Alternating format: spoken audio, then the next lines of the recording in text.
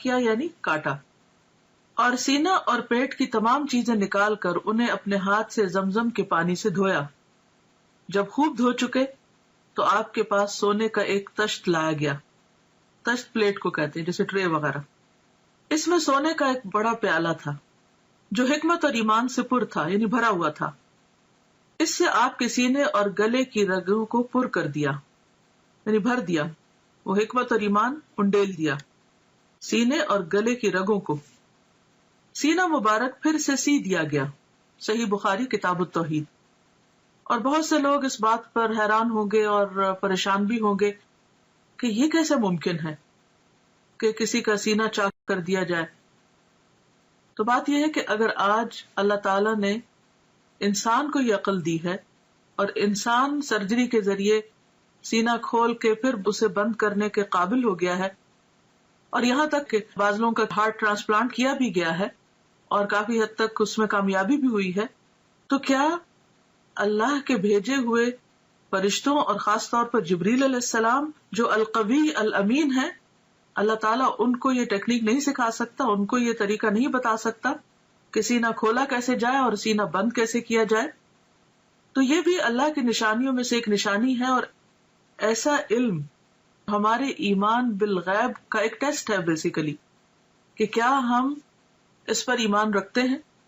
بعض اوقات قرآن مجید میں ایسی کوئی بات آتی ہے جیسے موسیٰ علیہ السلام کے معجزات کا ذکر ہے یا دیگر انبیاء کے، تو ہم یہ سوچ کر اس کو مان لیتے ہیں کہ یہ اللہ کا کلام ہے اور قرآن مجید میں کوئی شک نہیں اور یہ درست ہوگا. لیکن جب حدیث میں ہم ایسی کوئی بات پڑھتے ہیں تو بعض اوقات ہم شک میں پڑ جاتے ہیں. تو ہدایت کے لیے بے حد ضروری ہے کہ والذین یؤمنون بما انزل الیک وما انزل من قبلک، وہ لوگ جو ایمان لاتے ہیں اس چیز پر جو آپ کی طرف نازل کی گئی. یعنی صرف قرآن مجید ہی نہیں نازل کیا گیا، حکمت بھی نازل کی گئی. اور جیسا کہ اس حدیث سے تو واضح طور پہ پتہ چل رہا ہے کہ آپ کے سینے کو حکمت سے بھر دیا گیا. تو یہ کہاں سے آئی تھی حکمت؟ کہاں سے آیا تھا ایمان؟ کون لایا تھا؟ وہی لایا تھا جو دوسری وہی لاتے تھے، یعنی جبریل علیہ السلام. کہاں سے لائے تھے؟ اللہ سبحانہ و تعالیٰ کی طرف سے لائے تھے، اور پھر آپ کے اندر انڈیل دی گئی، ڈال دی گئی، اور اس سے آپ کا سینہ بھر دیا گیا. اب آپ سوچ رہے ہوں گے کہ حکمت اور ایمان تو ایبسٹریکٹ چیزیں ہیں، اور گلے کی رگیں جو ہے یا سینہ جو ہے یا دل جو ہے وہ دیکھنے کو مادی چیزیں ہیں، تو یہ کیسے ممکن ہوا؟ تو آپ دیکھیے کہ جیسے روح غیر مادی ہے اور ہمارا جسم مادی ہے. جب روح انسان کے اندر آتی ہے تو وہ تو نظر نہیں آتی، اس کا تو کوئی وزن نہیں ہوتا، تو وہ کیسے آ جاتی؟ وہ کون ڈالتا ہے؟ وہ بھی تو اللہ تعالیٰ فرشتے کو بھیج کر روح ڈالتے ہیں نا. تو جو رب ایک ایبسٹریکٹ چیز کو، نظر نہ آنے والی چیز کو انسان کے جسم کے اندر اور پورے جسم کے اندر ایک فرشتے کو بھیج کر ڈال سکتا ہے، جو رب، کیا وہ رب ایمان اور حکمت کو ایک پیغمبر کے سینے میں نہیں ڈال سکتا؟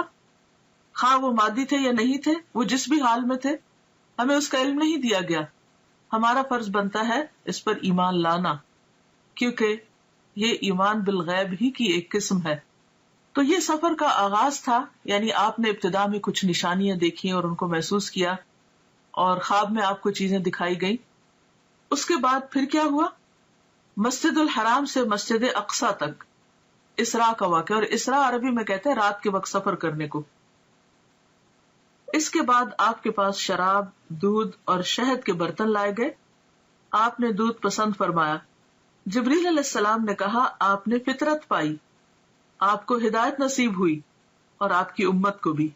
یہ مسند احمد کی روایت کا حوالہ ہے. حوالہ جہاں لکھا ہوتا ہے اس کا معنی ہوتا ہے کہ بات پوری کی پوری نہیں لکھی گئی، بلکہ اس میں کچھ اختصار کے ساتھ روایت کی گئی ہے. یعنی اس انفارمیشن کا سورس مسند احمد ہے. یہاں پر آپ دیکھیے کہ آپ صلی اللہ علیہ وسلم براق پر سفر کرتے ہیں، انبیاء کی امامت کرتے ہیں، اور پھر اس کے بعد آپ کی مہمانی کی جاتی اور 3 چیزیں پیش کی جاتی، اور تینوں میں سے آپ دودھ کو پسند کرتے ہیں.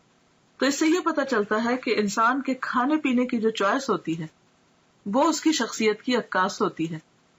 اب دنیا میں بھی اگر کوئی شراب کو پسند کرتا ہے تو اس کا مطلب یہ ہے کہ اس کی ایک خاص قسم کی پرسنالٹی، دودھ کو پسند کرنے والے شہد کو پسند کرنا، تو ہر انسان اپنے اپنے مزاج کے مطابق چیزوں کا انتخاب کرتا ہے. اور پھر بعض لوگوں کا انتخاب صرف ان کی اپنی ذات تک نہیں، ان کے خاندان اور پھر خاندان سے آگے بھی لوگوں کو متاثر کرتا ہے. تو خاص طور پر جو لوگ دین کا کام کرنے والے ہیں ان کے لیے بے حد ضروری ہے کہ وہ انبیاء کی سنت کو فالو کریں اپنے کھانے پینے کی چوائس میں بھی. مسجد اقصی سے آسمانوں کی طرف معراج.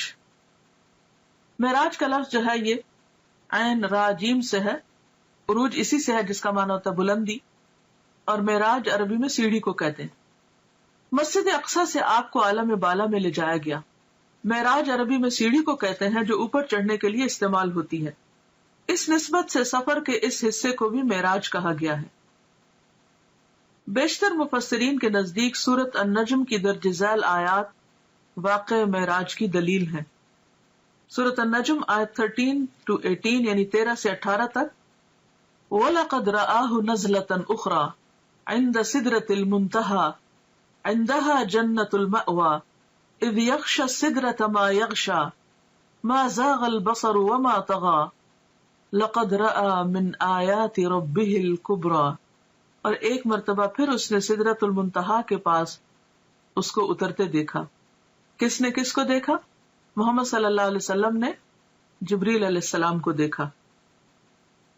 اس کا مطلب یہ کہ آپ سدرۃ المنتہا تک تشریف لے گئے جہاں پاس ہی جنت المأوا ہے.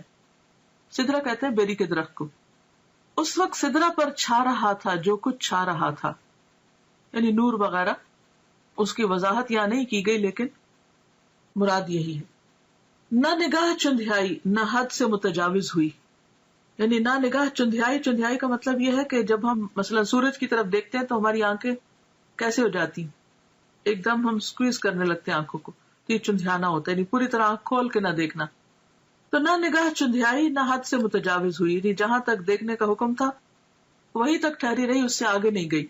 اور اس نے یعنی محمد صلی اللہ علیہ وسلم نے اپنے رب کی بڑی بڑی نشانیاں دیکھی. تو یہ آیات اس بات پر دلیل ہے کہ آپ صلی اللہ علیہ وسلم اس رات صرف مسجد اقصی تک نہیں بلکہ آسمانوں پر تشریف لے گئے، اور صرف آسمانوں تک نہیں سدرۃ المنتہا تک گئے، اور وہاں تک تشریف لے گئے جہاں نہ کوئی انسان گیا، نہ کوئی جن اور نہ کوئی فرشتہ. مندرجہ بالا آیات میں نبی کریم صلی اللہ علیہ وسلم کے آسمانوں کی طرف جانے اور سدرۃ المنتہا اور اس کے آس پاس کی چیزوں کو دیکھنے کا ثبوت ملتا ہے. سفر آسمان. مسجد اقصی میں تمام انبیاء کی امامت کے بعد سواری کے لیے براق پیش کیا گیا. آپ دوبارہ اس پر سوار ہو کر پہلے آسمان تک گئے. جبریل علیہ السلام نے آسمان کا دروازہ کھلوایا. فرشتوں کی طرف سے پوچھا گیا کون ہے؟ جبریل علیہ السلام نے فرمایا میں جبریل ہوں. پوچھا گیا ساتھ کون ہے؟ بتایا گیا محمد صلی اللہ علیہ وسلم ہے. پوچھا گیا ان کو پیغام الہی دے کر بھیجا گیا ہے؟ جبریل علیہ السلام نے کہا ہاں.